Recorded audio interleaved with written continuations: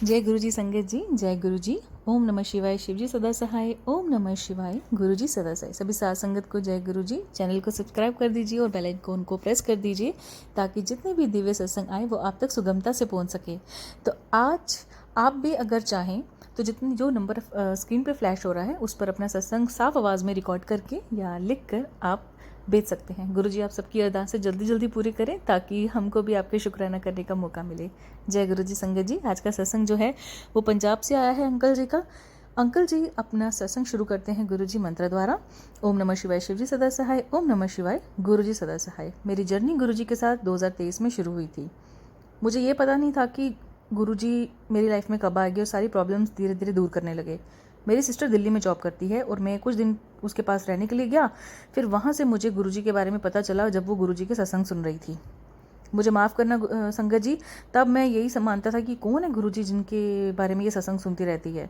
वो गुरुजी के सत्संग सुनती तो मैं भी उसके साथ सुन लेता था। फिर एक दिन उसकी दोस्त आई और उसके साथ बड़े मंदिर जाने का प्लान बना।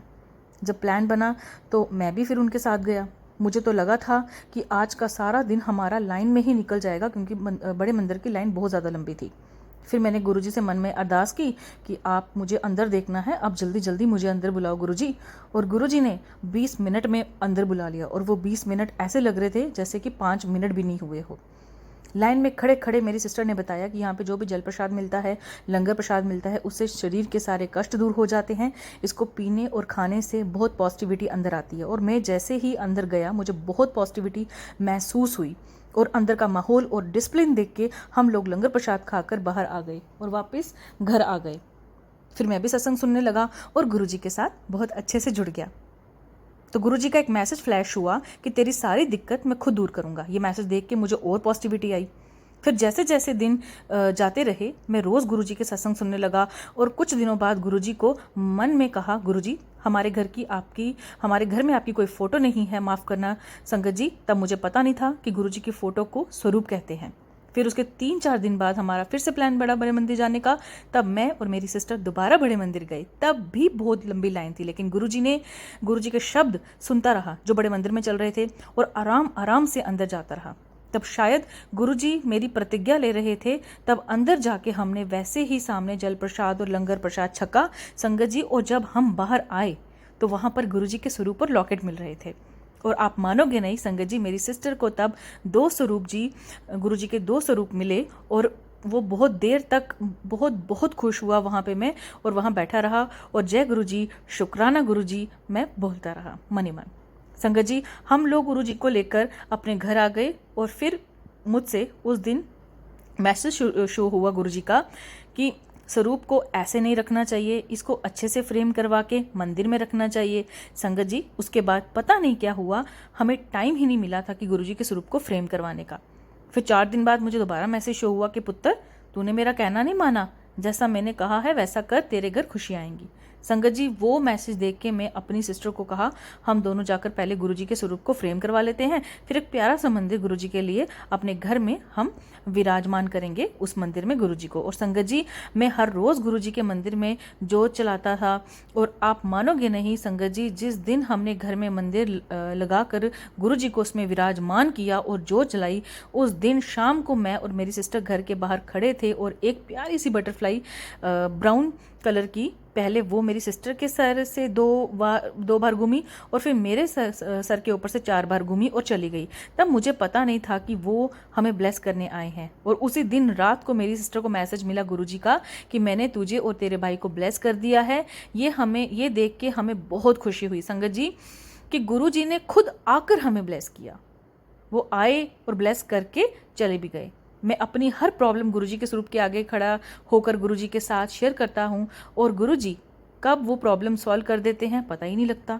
गुरुजी अपने बच्चों को कभी भी किसी दिक्कत में नहीं देख सकते। संगत जी ये बात का मुझे पूरे दिल से यकीन हो गया है कि गुरुजी हमेशा हमारे साथ रहते हैं। संगत जी मेरी उम्र 25 साल हो गई है। दिल्ली में मेरी सिस्टर दिल्ली में जॉब करती है और हमारा होम टाउन अम्बाला के पास एक विलेज में है। हमारे ऊपर बहुत कर्ज थे जिसके कारण मैंने कैरियर अपना बना नहीं पाया और सारे अपने होम टाउन में आ गया। और कुछ दिन बाद अपनी सिस्टर के साथ रहकर और मैं घर आकर भी गुरुजी के सत्संग सुनता था और गुरुजी से कहा कि गुरुजी मैं चाहता हूँ कि आप यहाँ पर मेरा भी घर में आ जाओ और सारी प्रॉब्लम को सॉल्व कर दो। इसके बाद कुछ टाइम बाद मेरी सिस्टर की जॉब से छुट्टी थी और संगत जी आप मानोगे नहीं, मेरी सिस्टर को जो 2 स्वरूप मिले थे बड़े मंदिर में से, उसमें से एक तो हमने दिल्ली सिस्टर के घर में विराजमान किया और दूसरा स्वरूप हमने यहाँ अपने घर में विराजमान कर दिया। मैं बहुत खुश हुआ संगत जी कि गुरुजी ने अब हमारा अपने घर में भी आ गए हैं और उसके बाद कुछ ही महीनों में संगत जी 6 या 7 महीनों के अंदर अंदर हमारा कर्जा आराम आराम से उतरने लगा। मैंने गुरुजी से बहुत बहुत दिल से थैंक्स किया, शुक्राना गुरुजी, आपने तो हमें इस प्रॉब्लम से भी बाहर निकाल दिया, क्योंकि मैं गुरुजी से कहता था कि गुरुजी हमारे कर्जे लेने वालों ने बहुत तंग किया है, हमें इनसे छुटकारा दिलवाओ प्लीज़। संगत जी हम सच में बहुत परेशान हो गए कर्जा की वजह से। फिर गुरुपा ने कब और कैसे हमें कर्जा मुक्त कर दिया ये हमें भी नहीं पता चला संगत जी। उसके बाद मेरे घर में मुझे कहते थे कि तेरी उम्र निकल जा रही है और तू अब तक कुछ नहीं कर रहा है, जॉब ना काम। संगत जी मेरे शुरू से ही ये सपना था कि मैं फॉरेन में जाकर सेट हो जाऊंगा, बट कर्जा इतना था कि मैंने अपने दिल की बात दिल में ही रखी, क्योंकि फॉरेन जाने के लिए पैसे भी बहुत लगते हैं और हमारे ऊपर तो पहले से ही कर्जा था।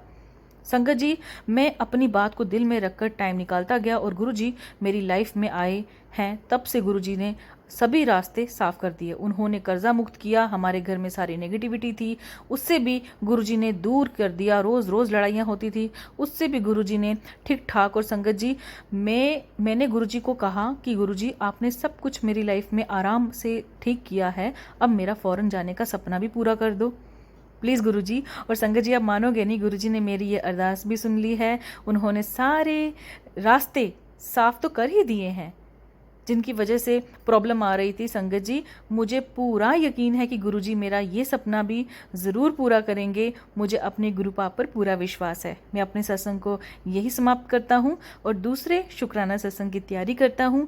जय गुरुजी, शुक्राना गुरुजी, अनंतम अनंतम अनंतम शुक्राना। तो संगत जी कितना ब्लेस सत्संग है अंकल जी का, जो अंकल जी ने शेयर किया कि कैसे गुरुजी ने उनको, मतलब कि वाह गुरुजी, धन धन गुरुजी, आपकी महिमा आप ही जानो।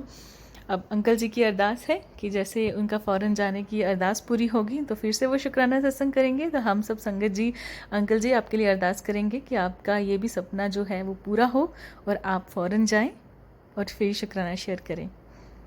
मगर फ़ौरन जाने के बाद, सब कुछ करने के बाद, जो गुरुजी के वचन हैं 105 उनको मत भूलिएगा और अपने अंदर जो इंसानियत की ज्योत है वो सदैव जगने दीजिएगा।